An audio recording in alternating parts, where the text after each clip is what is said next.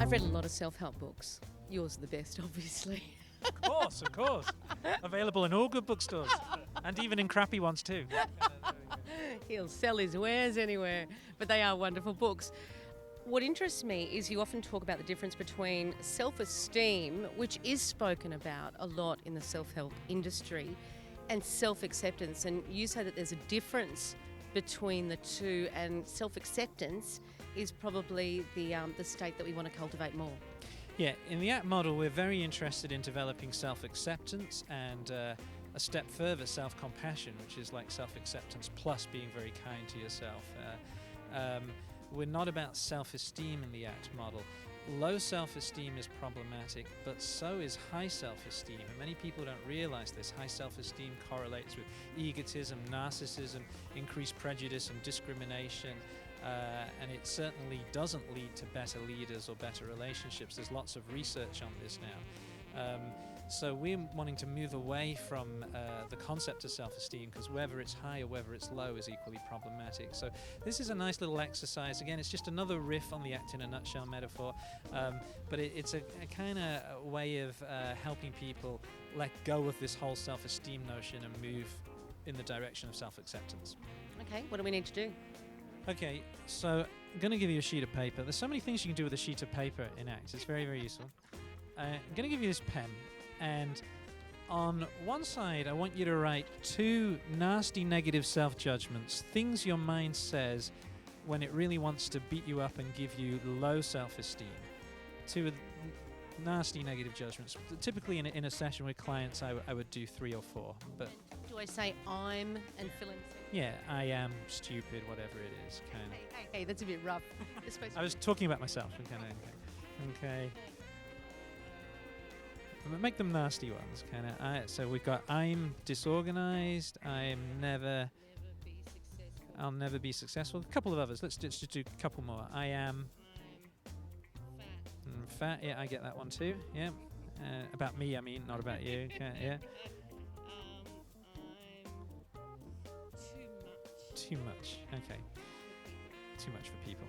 Yeah, I relate to all of those. Okay, now, so this is the low self-esteem side. Now I'm going to get you to flip the page over and write some high self-esteem stuff. Kind of, when your mind wants to give you high self-esteem, what are 2 or 3 of the nice things it says about you? I am what? I'm generous. Good in a crisis.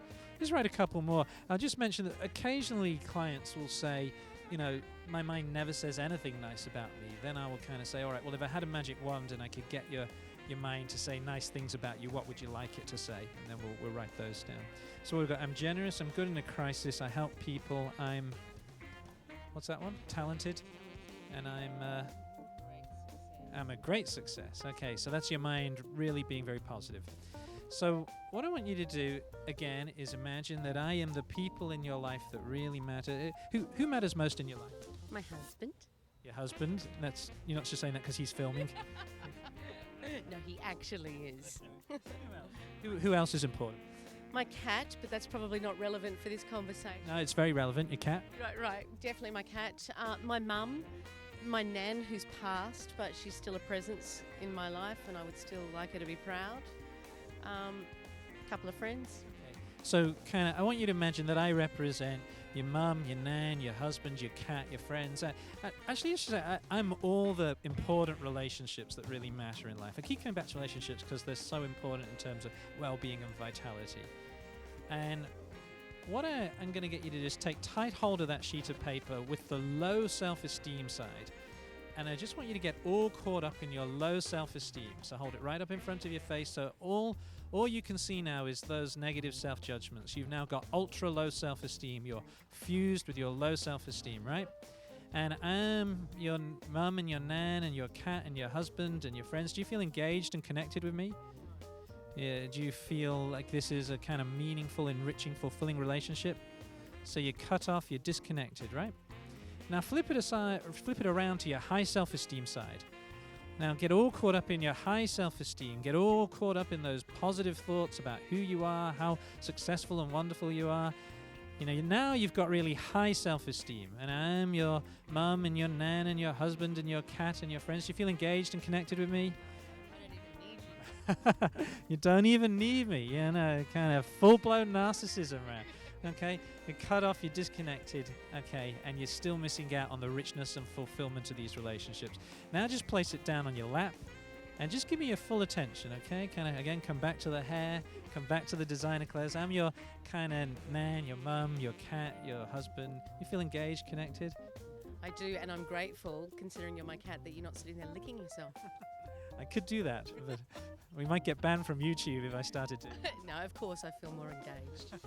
So it's more engaged, more connected. And notice when you're giving me your full attention, it actually doesn't really matter which side up this sheet of paper is. Just keeping all your attention on me for the moment. Flip it over a few times so that you lose track of which way up it is. So put it down there. Flip it over a few times, but give me all your attention. All your attention's on me. Flip it over so you're not really sure which side is up. And notice now, when you're giving me your full attention, it actually doesn't really matter, does it? Whether it's, because if your mind's like my mind, it changes like the wind. And one moment it'll be on the positive side, the next moment it'll be on the negative side. So let me ask you this, what, at the end of your life, what's most important? Is it that your loved ones think, Zara was really there for me when I needed her, she loved me, she cared about me, or Zara had a really high opinion of herself? The first one. I find that really fascinating because, again, so many self-help books tell us to do the positive affirmations and to work on that and say, I'm a beautiful person, I do good things, and it seems like a lot of work to actually maintain that, and sometimes it can feel like a fraud because you're saying it but you're not believing it and you oscillate between the two. You're just saying, essentially, let it all exist because some of it's true, some of it's not. It doesn't really matter here and now, but focus on what's in front of you and what you need to do essentially to get a positive outcome. Yeah, absolutely. Kind of live by your values, do it mindfully. Let your mind say whatever it wants. Sometimes it'll be positive, sometimes it'll be negative, but you're not who you think you are. It's kind of, it's about, by living your values mindfully, you'll develop a deep sense of self-worth that comes from mindful values-based living, as opposed to trying to build a sense of self-worth through positive affirmation in your head. That when I kind of said to you about that research on self-esteem, if people are interested, they can just Google 2003 Task Force on Self-Esteem, American Psychological Association, and they will kind of see why I said that stuff, that high self-esteem is actually problematic. It's not a good thing to have, whereas high self-acceptance and high self-compassion is very useful.